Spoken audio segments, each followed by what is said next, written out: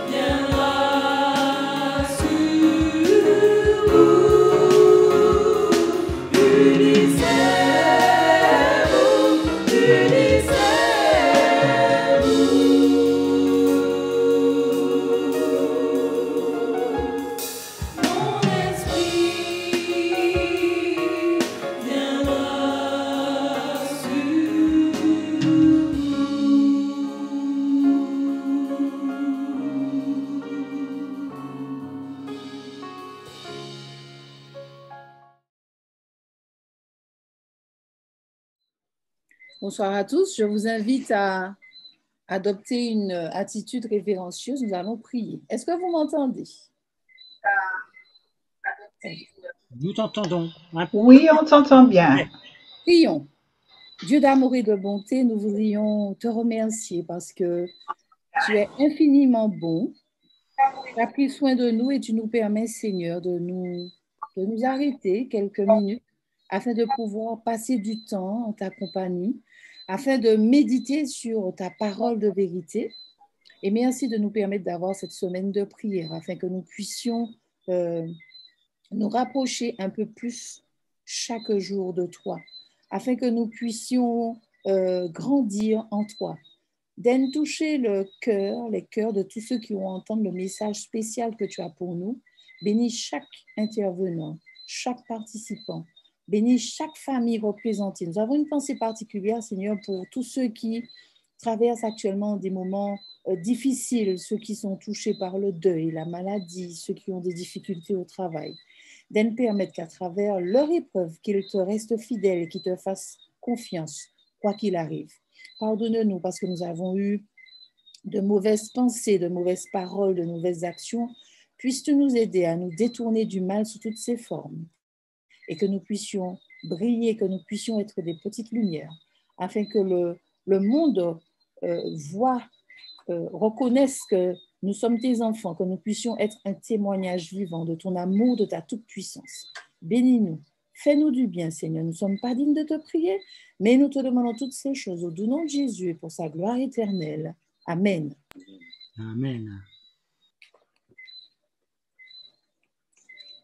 J'ai trouvé au fond de moi le G, la grâce de Dieu, le don gratuit de Dieu. J'ai aussi trouvé le R, la repentance, la reconnaissance, la résurrection. Ainsi que le A, comme l'amour propre, l'amour filial, l'amour agapé, l'amour, les anges du ciel, mais le plus beau, l'amour de Dieu. Avec le C, j'ai trouvé Jésus-Christ, la crucifixion, la création, les commandements, mais aussi la clarté de cœur, le cadeau divin qu'est la grâce. Avec le E, c'est l'Esprit de Dieu qui m'a encouragé à vous dire ceci. Enfants de Dieu, sommes-nous? Gardons espoir pour la vie éternelle.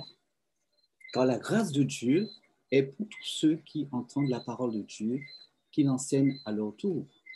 Chaque lettre de grâce, G, nous ramène à l'amour de Dieu. Que la grâce de Dieu soit sur vous. Et en ce soir, nous vous souhaitons la bienvenue. Que Dieu vous bénisse et que vous puissiez passer un moment agréable en notre compagnie. Encore une fois, bienvenue. Amen.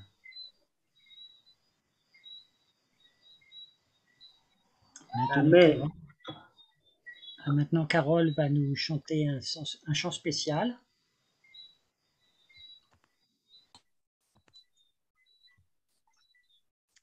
Bonsoir à tous, j'espère que vous avez passé une bonne journée sous le regard de Dieu.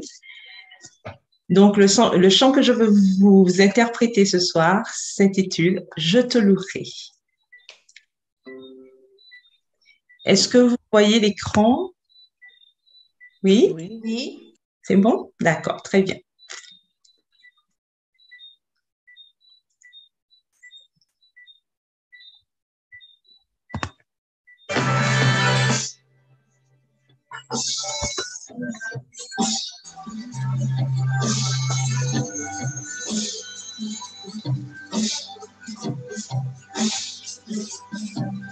Tu m'as aimé bien avant ta mort sur la croix.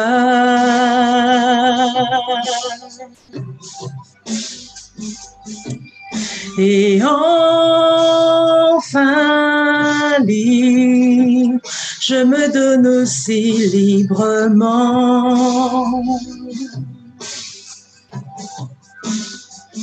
pour ce que tu as fait et ce que tu feras. Je te louerai, je glorifierai ton nom. À jamais je chanterai, Seigneur, je te louerai.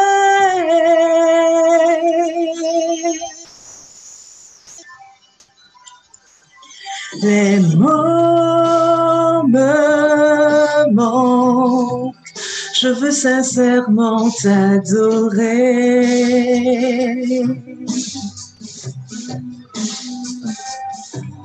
Jusqu'à ce que je tombe à genoux à tes pieds.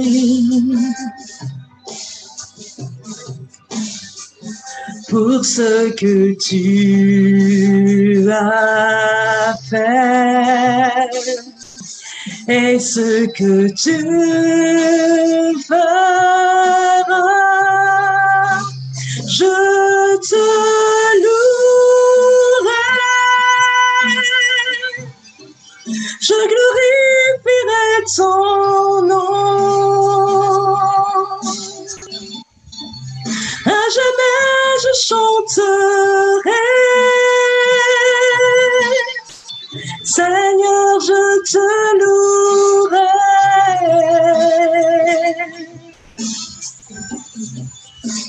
Je te louerai dans la joie ou dans la paix. Et ce temps que je vivrai, toujours je te louerai.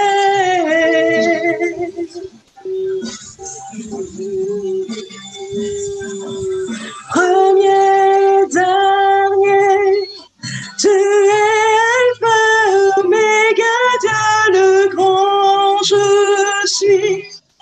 Qui était, qui sera le Tout-Puissant? Toi, personne, Père, Saint-Esprit, Emmanuel, c'est Dieu avec nous. Ici et maintenant et pour toujours, tu es l'amour. Tu règnes en paix, m'a libéré et sur la croix.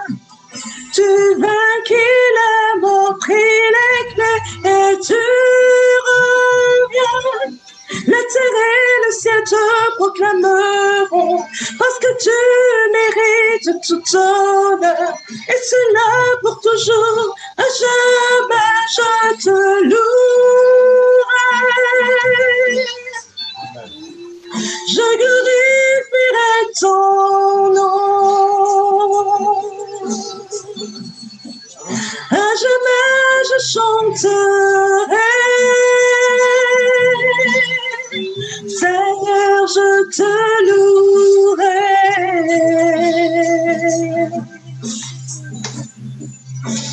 Je te louerai. Je glorifierai ton nom. À jamais je chanterai. Seigneur, je te louerai. Seigneur, je te louerai.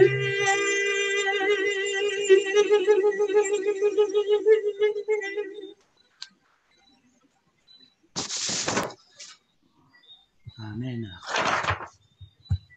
Amen. Merci Carole. Madeleine va maintenant nous présenter le moment des enfants. Bonsoir, chers enfants. Bonsoir, chers adolescents. Je pense que ta journée n'a pas été trop dure, ce deuxième jour de reprise de l'école, que tout s'est bien passé, que les devoirs n'ont pas été trop difficiles. Et même s'ils ont été difficiles, remercie Dieu du fait qu'il t'a donné la mémoire pour te souvenir de ce que tu as appris. Ce soir, nous allons voir « Adore le Créateur et observe le sabbat ». Je vous invite, chers enfants et chers adolescents, à prendre votre Bible, tournez les pages dans Apocalypse 14 au verset 7, la deuxième partie qui dit « Et adorez celui qui a fait le ciel et la terre et la mer et les sources d'eau. » Une vue de la planète bleue. Je pense que tu sais que la Terre s'appelle la planète bleue. C'est la veille de Noël. Jim et Frank ainsi que Billy sont très loin de chez eux. En fait, ils ne sont même pas sur la planète Terre. Les 3 astronautes se trouvent dans la capsule spatiale d'Apollon 8 en orbite autour de la Lune.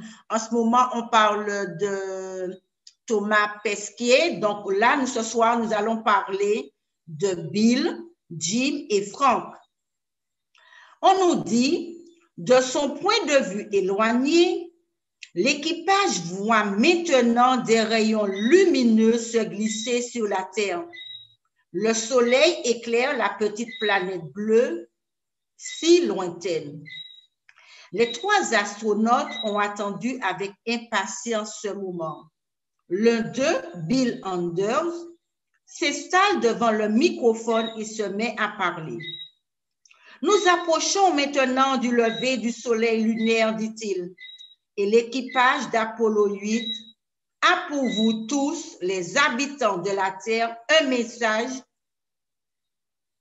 qu'il désire vous transmettre. Et ce message n'est pas n'importe lequel. Qu'est-ce que ces hommes vont bien nous dire, se posent les habitants de la Terre, se demandent les gens, puisqu'ils entendent, ils se demandent qu'est-ce qu'on va leur dire. Et voilà le message. Au commencement, Dieu créa les cieux et la terre. Bill Anders lit Genèse 1, le verset 1, le tout premier verset de la Bible. Il continue à lire, puis l'astronaute Jim Lovell prend le relais. Dieu appela la lumière jour et il appela les ténèbres nuit. Ce verset est également tiré du récit biblique de la création, Genèse 1, le verset 5. Jim poursuit la lecture. Ensuite, c'est le tour de Frank Borman, le 3e astronaute. Dieu dit que les eaux qui sont au-dessus du ciel se rassemblent en un seul lieu et que le sec paraisse. Dieu appela le sec terre et il appela les amas des eaux mer. Dieu vit que cela était bon. Émerveillé par la beauté de ce qu'il voit depuis l'espace, les astronautes ressentent le besoin de louer quelqu'un de plus grand qu'eux. L'astronaute Borman termine par ces derniers mots.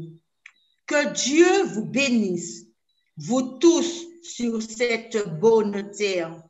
Et sur ce, Apollo 8 continue à tourner autour de la Lune. 3 hommes dans l'espace qui nous incitent à adorer Dieu, adorer le Créateur et observer le sabbat. 2 sujets de réflexion pour nous, chers enfants et chers adolescents, en ce soir.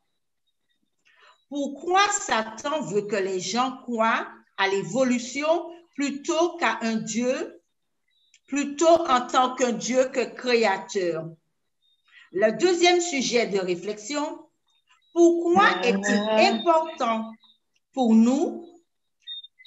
Pourquoi est-il important pour Dieu que les gens observent le sabbat du 7e jour plutôt que le dimanche ou un autre jour? Et en ce soir, notre moment de prière sera demander à Dieu de te montrer de plus en plus les merveilles de sa création. Demande-lui aussi de t'aider à toujours observer le sabbat du 7e jour, quoi qu'il arrive.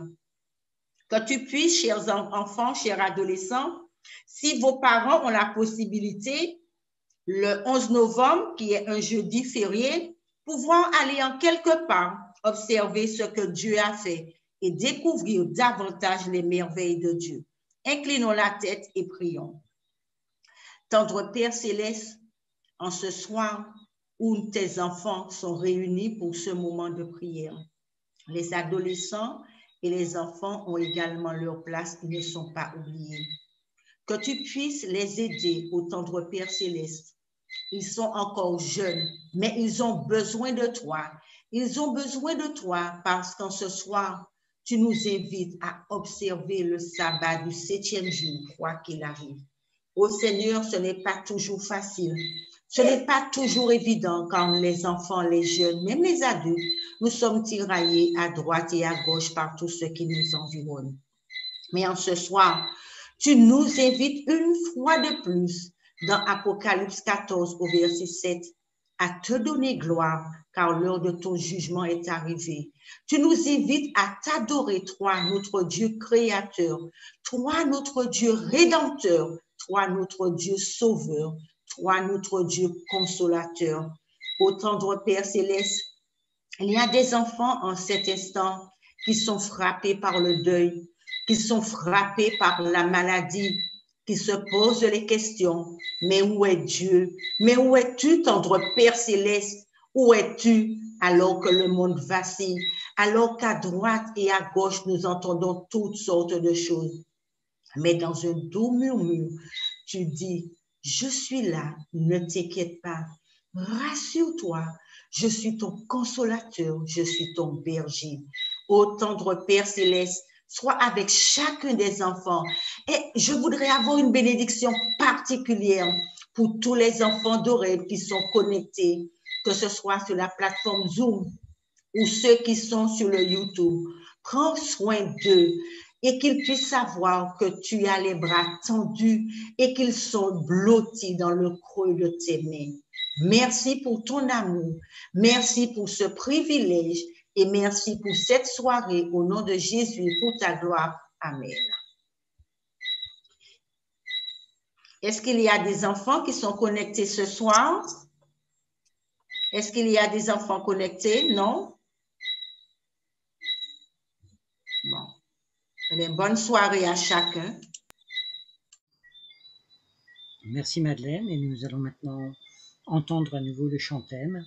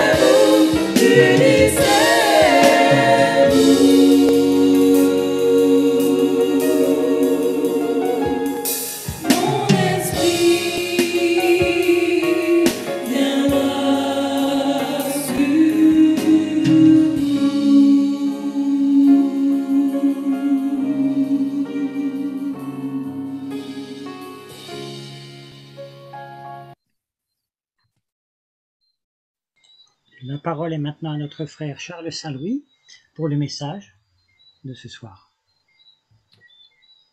Bonsoir à tous et bienvenue à notre 4e rencontre de la semaine de prière 2021. Je voudrais souhaiter une chaleureuse bienvenue à tous les membres de Web, mais en ce soir, une chaleureuse bienvenue à tous ceux qui nous suivent sur Espérance Média de la Fédération Adventiste de la Martinique. Je vous souhaite une cordiale bienvenue et que vous puissiez participer avec nous pleinement en cette rencontre de ce soir où nous continuons à découvrir cet appel que Dieu a lancé à son peuple. Proclamer le message des 3 anges. Dimanche, nous avons vu qu'il nous fallait avoir ce zèle de l'évangile, être rempli du zèle de l'évangile pour annoncer que Christ revient bientôt. Et hier, nous avons vu que nous devons passer par la repentance pour comprendre pleinement ce que Dieu a à nous dire et qu'il veut nous dire. Et ce soir, nous verrons qu'il est important dans le message du premier ange, l'adoration, mais l'adoration envers le Créateur. Adoration envers le Créateur.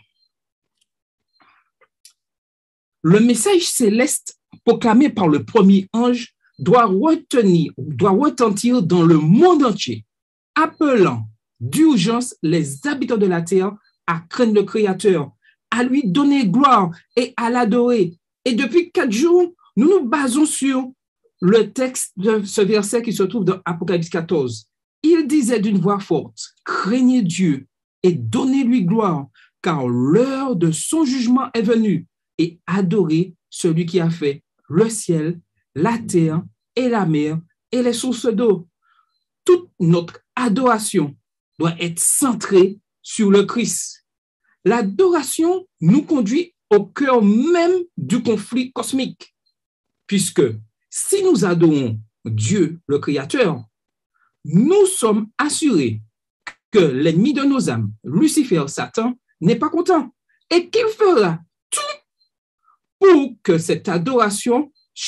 notre adoration change de direction et se tourne vers qui vous voulez, mais surtout pas vers Dieu. Ça, c'est l'objectif de l'ennemi. Nous détourner de Dieu afin que nous puissions adorer lui, premièrement, mais il a une stratégie vraiment multiple. Depuis que notre adoration se détourne de Dieu, il est content. Même si ce n'est pas envers lui, si notre adoration c'est vers une voiture, vers un objet, vers quelqu'un, il n'y a pas de problème pour lui. Depuis que notre adoration n'est pas tournée vers Dieu, il est content.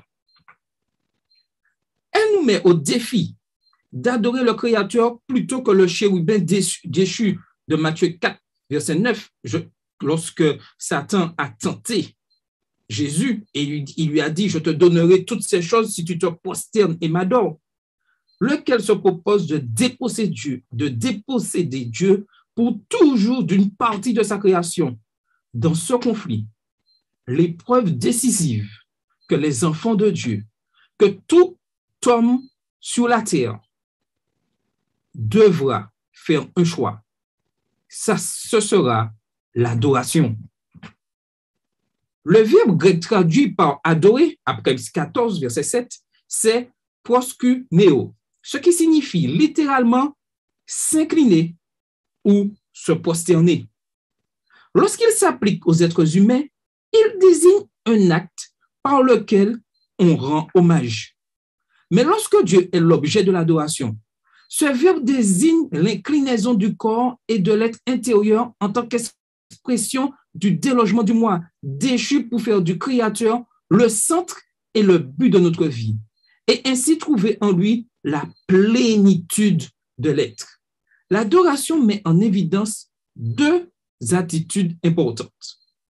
2 attitudes importantes. Devant le trône de Dieu, les êtres célestes se prosternent et adorent Dieu en déclarant « Tu es digne, notre Seigneur et notre Dieu, de recevoir la gloire et l'honneur et la puissance. » Apocalypse 4, verset 11.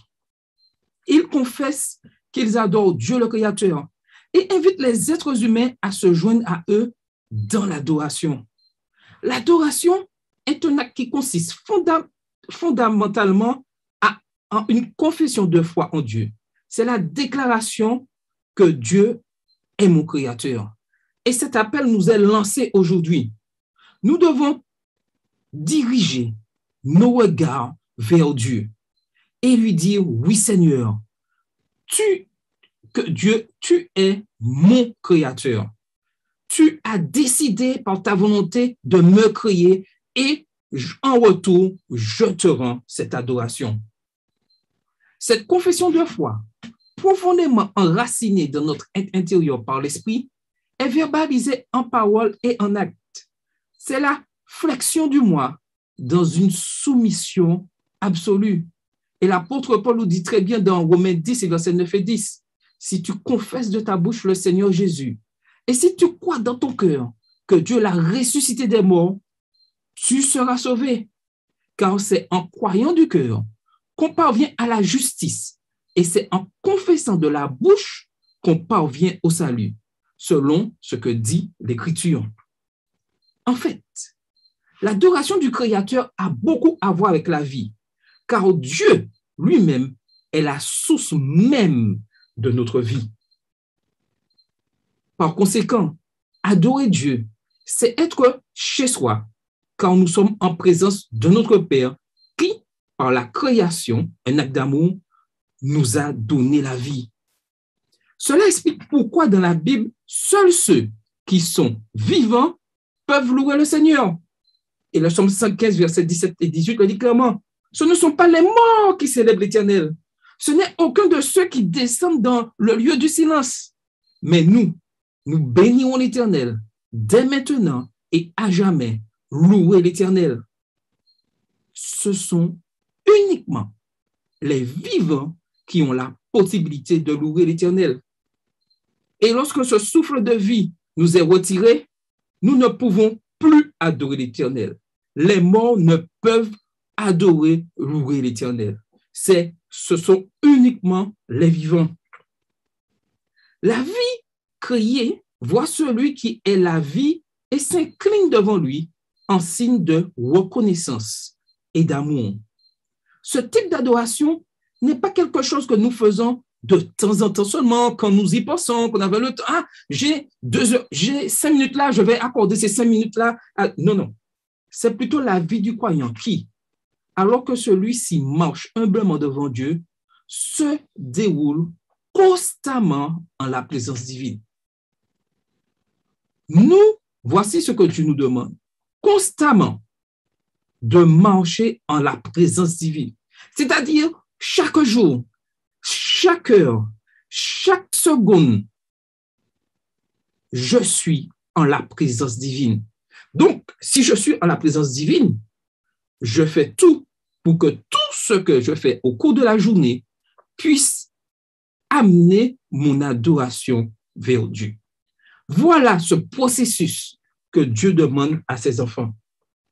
J'en vois aussi des êtres célestes qui, alors qu'ils se prosternent devant l'agneau pour l'adorer, déclarent « Tu es digne, car tu as été immolé et tu as racheté pour Dieu par ton sang des hommes de toute tribu, de toute langue et de tout peuple et de toute nation. » Apocalypse 5, verset 9. L'adoration est une confession de foi en Christ qui, en tant que Rédempteur, a fait de nous de nouvelles créatures. Jean 3, verset 7, qui dit « Ne t'étonne pas que je t'ai dit, il faut que vous naissiez de nouveau. » Et dans 2 Corinthiens 5, verset 17, il est dit « Si quelqu'un est en Christ, il est une nouvelle créature. Les choses anciennes sont passées. Voici, toutes choses sont devenues nouvelles. » Voilà ce que Dieu souhaite pour ses enfants. Que nous soyons de nouvelles créatures par le sang de Jésus-Christ. La rédemption suppose que la création originelle de Dieu a été endommagée par le chérubin déchu et que les êtres humains se sont éloignés de la maison du Père. Le Fils de Dieu est alors descendu sur une planète habitée par des créatures égocentriques pour ramener ces dernières à la maison. Et nous le voyons très bien dans Ésaïe 53, verset 6. Nous étions tous errants, comme des brebis. Chacun suivait sa propre voie. Et l'Éternel a fait retomber sur lui l'iniquité de nous tous, sur son Fils bien-aimé. Et ce sacrifice nous donne vraiment la vraie source de vie. Dès que l'œuvre salvatrice du Christ restaure en nous la vie que nous avons perdue, nous confessons devant l'univers que Jésus est rédempteur. Maintenant que nous avons décidé et que nous avons compris ce que Dieu a fait pour nous, ceci doit se refléter dans nos vies. Ceux qui nous entourent doivent savoir, par notre comportement, par ce changement de caractère, que nous confessons que Jésus est notre Rédempteur. Ce n'est plus moi qui vis, c'est Christ qui vit en moi. Dans une adoration toute pétrie de reconnaissance, nous fléchissons les genoux devant lui. L'adoration est une confession de loyauté envers Dieu en tant que créateur et rédempteur. Voilà le vrai sens de l'adoration.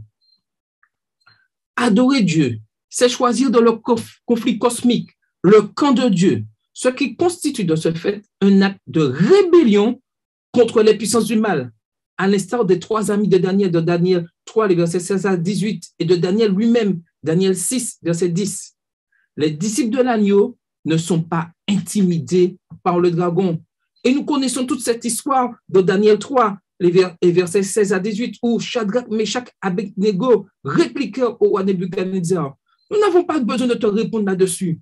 Voici, notre Dieu que nous servons peut nous délivrer de la fournaise ardente et il nous délivrera de Taméoa. Sinon, sache, Oa, que nous ne servirons pas tes dieux et que nous n'adorerons pas la statue d'or que tu as élevée. Et Daniel 6, verset 10 dit, lorsque Daniel sut que le décret était écrit, il se retira dans sa maison où les fenêtres de la chambre supérieure étaient ouvertes dans la direction de Jérusalem. Et 3 fois le jour, il se mettait à genoux, il priait et il louait son Dieu comme il le faisait auparavant. Aujourd'hui, nous devons nous poser la question, est-ce que je suis prêt, comme Shadrach, Meshach et Abednego, à répondre de ma foi, à dire quoi qu'il arrive, le Seigneur me délivrera. Et même si je devrais passer par la mort, mon adoration sera toujours fidèle envers Dieu. Quoi qu'il arrive, je pourrais avoir les pires difficultés. Est-ce que je suis prêt à adorer le Seigneur, à servir le Seigneur, à défendre ma foi, comme l'a fait Shadrach, Meshach et Abednego? Et c'est là le sens de l'adoration. Pouvoir défendre sa foi, rester fidèle à Dieu, quoi qu'il arrive. Puisque les créatures ne possèdent pas la vie en elles-mêmes, elles sont incapables de préserver leur propre vie et encore moins la vie des autres créatures. Par conséquent, adorer le chérubin déchu pour lui exprimer notre loyauté, c'est choisir la mort. Le peuple fidèle de Dieu fait preuve de la persévérance des saints et garde les commandements de Dieu et la foi de Jésus. Apocalypse 14, verset 12. Nous connaissons bien ce texte. Tout ceci pour nous dire que lorsque nous avons décidé de suivre le Christ, ça ne s'arrête pas là.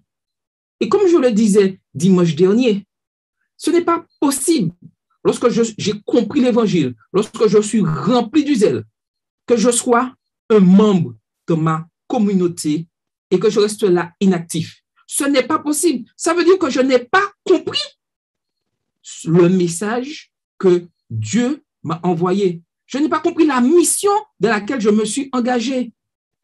Et Dieu nous le rappelle constamment. Il faut persévérer. Et en plus de persévérer, il nous est dit de garder les commandements de Dieu et la foi de Jésus.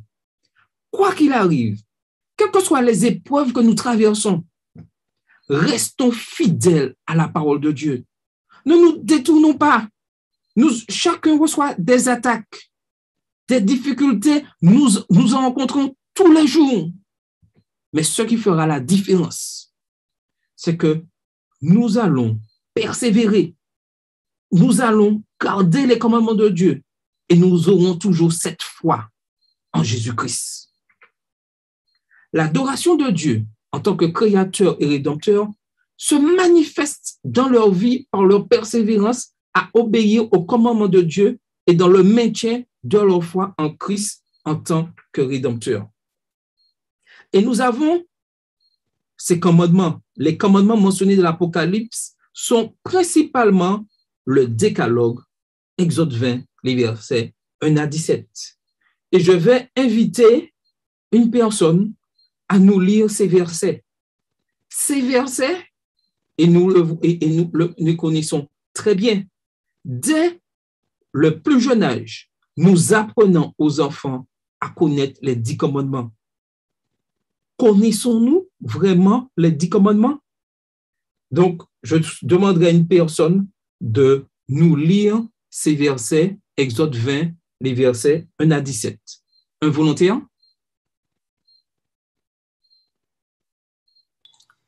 Oui, je veux bien. Mm-hmm. Alors Dieu prononça toutes ces paroles en disant, « Je suis l'Éternel, ton Dieu, qui t'a fait sortir du pays d'Égypte, de la maison de servitude. Tu n'auras pas d'autre Dieu devant ma face.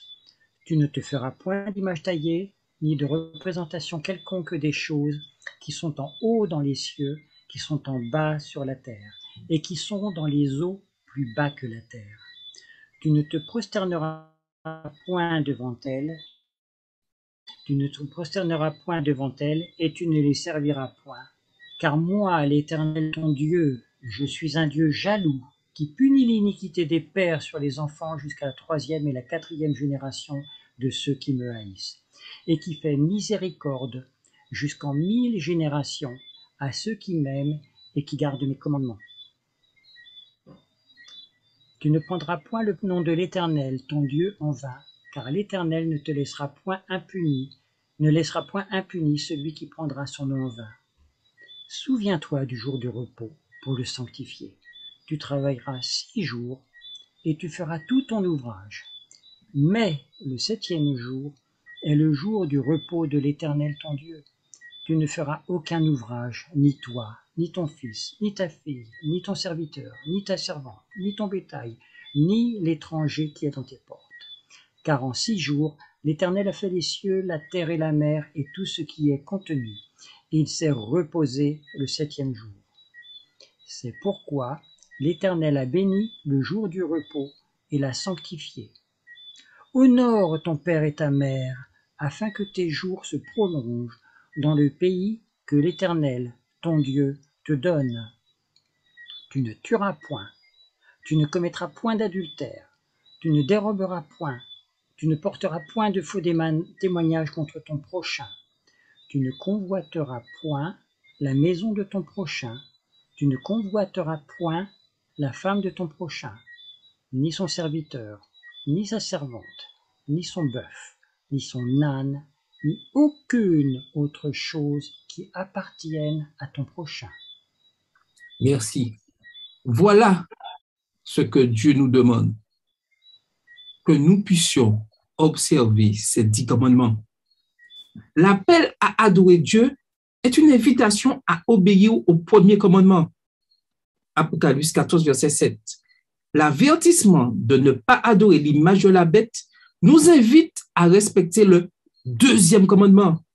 Et la condamnation de la bête pour avoir proféré des blasphèmes contre le nom de Dieu exige l'obéissance au 3e commandement. Apocalypse 13, verset 6. L'impératif d'adorer Dieu, qui a fait le ciel et la terre et la mer et les sources d'eau, d'Apocalypse 14, verset 7, utilise le langage et les idées du 4e commandement d'Exode 20, verset 11, que nous avons vu tout à l'heure. Car en 6 jours, l'Éternel a fait les cieux, la terre et la mer et tout ce qui est contenu. Et il s'est reposé le 7e jour. C'est pourquoi l'Éternel a béni le jour du repos et l'a sanctifié. Ce qui montre bien dans son importance quant à la question de savoir qui on doit adorer. Si ce jour avait été, et c'est Madame Hélène G. Watt qui le dit dans Tragédie des siècles à la page 474, et elle dit, si ce jour avait été universellement observé, les pensées et les affections des hommes se seraient tournées vers le Créateur comme objet de leur adoration et de leur culte. Et jamais, au grand jamais, on n'aurait entendu parler d'un idolâtre, d'un incrédule ou d'un athée. Le sabbat n'est pas seulement le mémorial de la création, mais aussi le mémorial de celui qui, par Christ, a tout créé. Il est indispensable pour le dragon de mettre ce mémorial de côté une fois pour toutes. Ceci, c'est son objectif. Il faut contrecarrer les plans de Dieu. Il faut faire une copie du plan de Dieu. Il faut que tous ceux qui adorent Dieu changent de direction. C'est ainsi que la question du sabbat sera l'enjeu du grand conflit auquel le monde entier prendra part. Et sur ce point-là, nous devons vraiment être convaincus, en tant qu'adventistes du 7e jour, que ce point-là, la question du sabbat, sera l'enjeu. Beaucoup d'adventistes du 7e jour, malheureusement, ne croient pas en cela et disent que ce n'est pas possible, qu'on ne peut pas imposer au monde entier un jour d'adoration. Chacun pourra faire comme il voudra et un jour, ce n'est pas possible. Mais de la même manière que nous avons vu arriver un virus nommé COVID-19 qui a mis à genoux tous les gouvernements du monde, ont obligé à tous les habitants de la Terre à porter le masque, à pouvoir se confiner. Il n'y a pas un habitant de la Terre qui a échappé à toutes ces contraintes. De la même manière, tous les habitants de la Terre seront soumis à un choix d'adoration et personne ne pourra échapper à ce choix. Chacun aura un choix à faire au niveau du jour d'adoration. Donc, nous devons avoir cette certitude que la question du sabbat sera l'enjeu principal du grand conflit auquel le monde entier, sans exception, prendra part. À l'heure actuelle, le rejet du commandement du sabbat prend au moins deux formes fondamentales.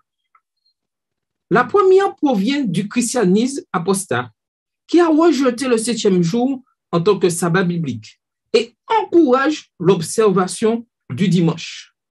La seconde vient de l'étude des sciences naturelles. La théorie de l'évolution naturelle a supprimé de la conscience de nombreux scientifiques et d'autres érudits l'existence d'un Dieu créateur transcendantal et cependant personnel.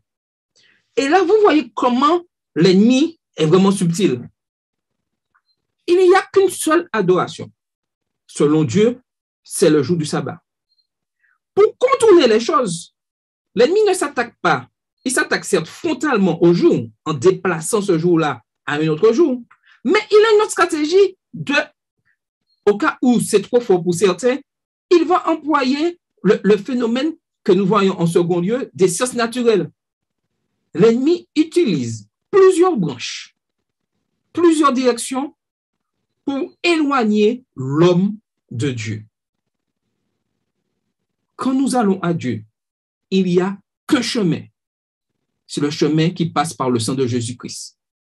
Mais lorsque nous allons dans la direction de Satan, il y a une multitude de chemins qui amènent tous quand même à Satan, à la mort éternelle. Aujourd'hui, nous avons un choix à faire. Dieu nous parle par l'intermédiaire du Christ, par l'intermédiaire du Saint-Esprit, afin que chaque homme, chaque individu puisse prendre la bonne décision. Mais comme nous l'avons vu hier, chacun restera libre de son choix avec les conséquences.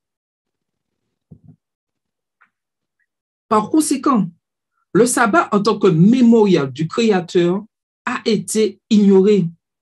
Selon eux, il n'y a pas de Créateur, de sorte qu'on n'a pas besoin de lui puisque tout ce que l'on voit résulte de processus naturels aléatoires et sans objet précis. De nombreux chrétiens ont tenté d'harmoniser l'évolution naturelle et la foi chrétienne, soutenant que Dieu a créé par le biais d'un long processus évolutif caractérisé par une lutte constante, la souffrance, la survie et la mort. Honnêtement, c'est un peu compliqué tout ce qui est écrit là. Hein? Processus évolutif caractérisé par une lutte constante, la souffrance. Ça, c'est l'ennemi qui essaie par tous les moyens à éloigner les hommes de cette adoration, de la création que Dieu a accomplie. Un tel Dieu ne ressemble en rien au Dieu biblique qui nous aime, au Créateur et Rédempteur. C'est dans ce contexte que le premier ange appelle les habitants de la terre à adorer Dieu. C'est une question de vie ou de mort. C'est une question de vie ou de mort. Le conflit est en cours et la question fondamentale, clairement identifiée, qui est digne de notre adoration? Vers qui notre adoration est dirigée? Et cette question, c'est chacun individuellement qui peut y répondre. Je peux être présent dans l'église le sabbat matin, être celui qui participe pleinement à l'adoration, au service d'adoration du culte de l'école du sabbat, et ne pas être un véritable adorateur de Dieu. Ce n'est pas ma présence dans le temps, le samedi, qui qualifie mon adoration. C'est mon attitude journalière, quotidienne, ma relation avec Dieu qui va déterminer mon adoration le jour du sabbat. Ce n'est pas le sabbat, je viens et j'adore et c'est OK, et puis le reste de la semaine, je fais ce que je veux. Non. L'adoration envers Dieu, c'est chaque jour, chaque heure, chaque minute, chaque seconde. Seul Dieu, lequel a tout créé par Christ et nous a rachetés par l'agneau, en est digne. Seule la source même de la vie peut créer et recréer la vie au moyen de la rédemption. C'est ce que nous confessons alors que nous nous prosternons devant Dieu, devant l'agneau, et que nous l'adorons. Oui, le Seigneur nous parle ce soir, alors que nous aurons notre moment de prière, ce moment d'intercession, pour demander à Dieu que nous puissions vraiment comprendre ce message. Bientôt, Christ revient. Et comme le chant le dit si bien ce refrain, serez-vous au divin rendez-vous. Christ, Dieu aujourd'hui, appelle chaque individu à être présent à ce rendez-vous. Alors que nous allons chanter avec Carole les 2 premières strophes du 239 du hymne louange, lorsque devant l'agneau. Regardons bien ces paroles, réfléchissons bien, méditons. Ensuite, Josette nous fera une prière vraiment, afin que chaque individu puisse prendre au sérieux ce rendez-vous, puisse vraiment, véritablement mettre tout de l'ordre dans sa vie afin d'avoir une adoration sincère et fidèle envers Dieu. Éteignons, coupons nos micros et chantons avec Carole les 2 premières strophes du 239, lorsque devant l'agneau. Lorsque devant l'agneau s'ouvrira le grand livre où sont inscrits les noms des coupables absous, dans le ciel pour jamais. Nous aurons droit de vivre sous le regard de Dieu. Le repos sera doux. Serez-vous avec nous au divin rendez-vous? Serez-vous avec nous au divin rendez-vous? Nous serons tous assis à la table du Maître, jouissant du bonheur des amis de l'époux. Comme il nous a connus, nous pourrons le connaître sous le regard de Dieu. L'amour sera bien doux. Serez-vous avec nous au divin rendez-vous? Serez-vous avec nous au divin rendez-vous? Maintenant, nous allons prier avec Josette, afin que toutes nos familles, tout ce que nous désirons, puissent vraiment prendre tout ce que nous connaissons, tous ceux qui nous sont chers, que tous nos membres de famille, membres d'église puissent prendre cette décision d'adorer le Créateur afin d'être présents à ce rendez-vous. Prions avec Josette. Notre Dieu, notre Père, nous reconnaissons que tu es un Père merveilleux qui nous aime et qui nous veut surtout. Tu nous veux, Seigneur, pour l'éternité. Alors que nous étions errants dans ce monde, nous avons appris ton grand amour. Tu es mort pour nous sur la croix. Tu nous revêts de ta justice. Tu nous appelles fils et filles, princesses de l'Éternel. Et en retour, tu nous demandes simplement de nous soumettre à toi, de nous plier et de faire ta volonté, de garder tes commandements, de garder tes lois et surtout, Seigneur, d'être des lumières pour d'autres afin qu'eux aussi apprennent à te connaître et à se donner à toi. Seigneur, en ce moment, je veux te présenter ton Église à Horeb. Tu connais chaque membre, chaque famille et tu connais la vie de chacun. Seigneur, tu connais nos cœurs. Tu sais si nous sommes sincères ou non. Tu sais si nous venons au temple simplement par pure forme.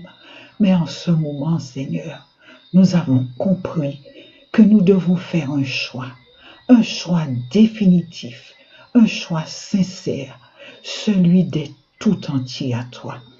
Bénis-nous, Père, parce que les jours que nous vivons actuellement nous disent que les choses sont mauvaises, que bientôt tu seras là et tu appelleras à toi tous ceux qui auront été honnêtes, sincères et qui se seront appliqués à t'adorer. Seigneur, nous ne voulons pas simplement être là et marcher en vain, faire croire que nous t'appartenons alors que c'est faux. Donne-nous, Seigneur, de prendre cette décision définitive d'être tout entier à toi.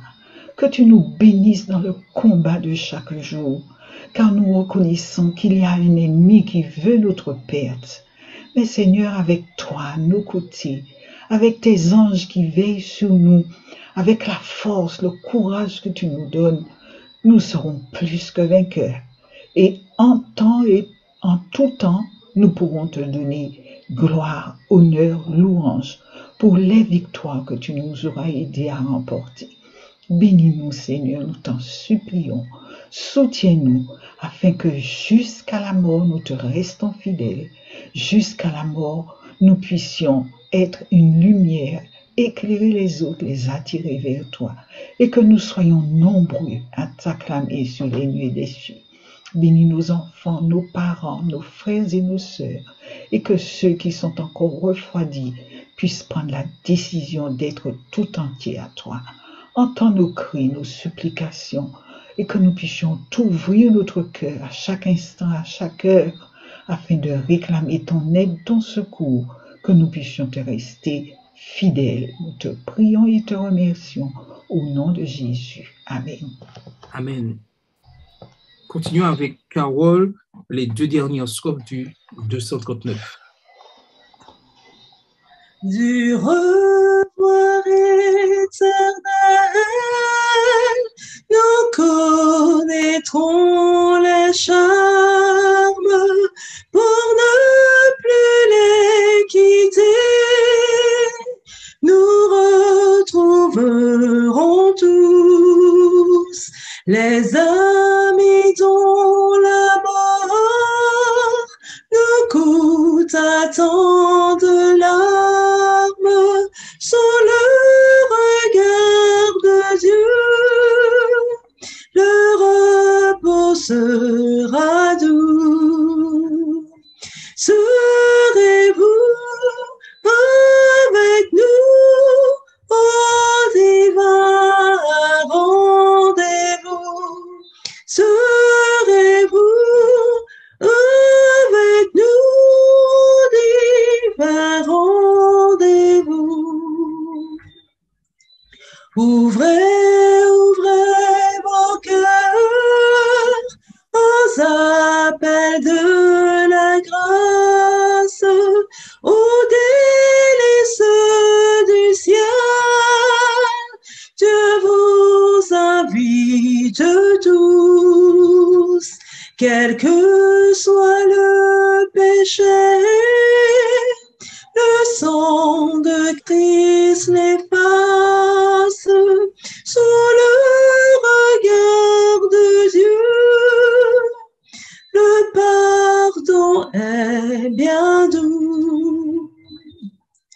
Venez tous avec nous au divin rendez-vous. Venez tous avec nous au divin rendez-vous.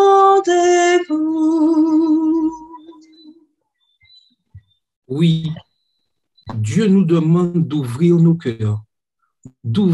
cœurs à cet appel, d'encourager tous ceux qui n'ont pas encore entendu, compris ce message, à proclamer ce message du premier ange.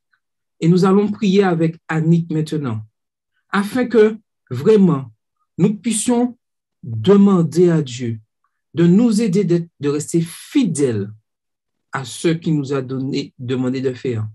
Et Annick priera aussi spécialement pour nos jeunes au sein de l'Église, afin que vraiment ils puissent être touchés par ce message et comprendre que Dieu veut que chaque jeune soit engagé dans la mission. Prions avec Annick. Inclinons la tête. Notre Père, notre Dieu, nous te remercions, Seigneur Jésus, de cette journée que tu nous as permis de passer. Merci, Seigneur, pour tout ce que tu nous donnes, toutes les grâces que nous avons eues jusqu'à cet instant, Seigneur, et pour toutes les grâces à venir. Seigneur Jésus, nous te présentons, Seigneur, nous te prions de bien vouloir ouvrir nos cœurs, Seigneur, afin que nous puissions continuer ce message que tu nous as donné, cette alliance que nous avons fait avec toi, afin de proclamer et de propager le message que nous avons dans notre cœur, Seigneur. Et ce message, nous l'avons déjà compris, nous le connaissons, nous le vivons. Mais Seigneur, tu attends de nous que nous puissions le partager au plus grand nombre, que nous puissions déjà commencer à le partager chez nous, dans nos foyers, dans notre famille, et ainsi que surtout avec nos enfants, Seigneur Jésus. Nous te prions, Seigneur, de pouvoir nous donner cette attitude, cette façon que tu attends de nous, Seigneur, afin que ce message puisse être arrivé aux oreilles de chaque personne que nous rencontrons, Seigneur Jésus, ne serait-ce déjà chez nous à la Martinique et aussi dans le monde entier. Nous avons les moyens, tu nous as doté de moyens, de technologie afin que nous puissions le propager. Permets que le plus grand nombre qui nous écoute, tous ceux qui nous voient aussi, qu'ils puissent comprendre, Seigneur, et aussi le transmettre, puissent faire alliance avec toi et transmettre le message d'amour et de paix que tu as pour le monde entier. Seigneur Jésus, tes enfants, mais aussi les petits, les plus jeunes, Seigneur, ils ont besoin de ce message. Permets que chacun d'entre nous, Seigneur, puisse les faire connaître, hein, et ceux qui le connaissent aussi puissent continuer aussi à le propager entre eux, entre jeunes, entre enfants et entre adultes. Guide-nous, Seigneur. Donne-nous cet amour, Seigneur, cet amour que tu nous donnes sans condition, sans limite, Seigneur. C'est que cet amour que nous puissions aussi le propager. Et ce n'est qu'à partir de cet amour que nous pourrons aussi partager ce message, Seigneur, que tu attends de nous. Fortifie chacun d'entre nous, Seigneur Jésus.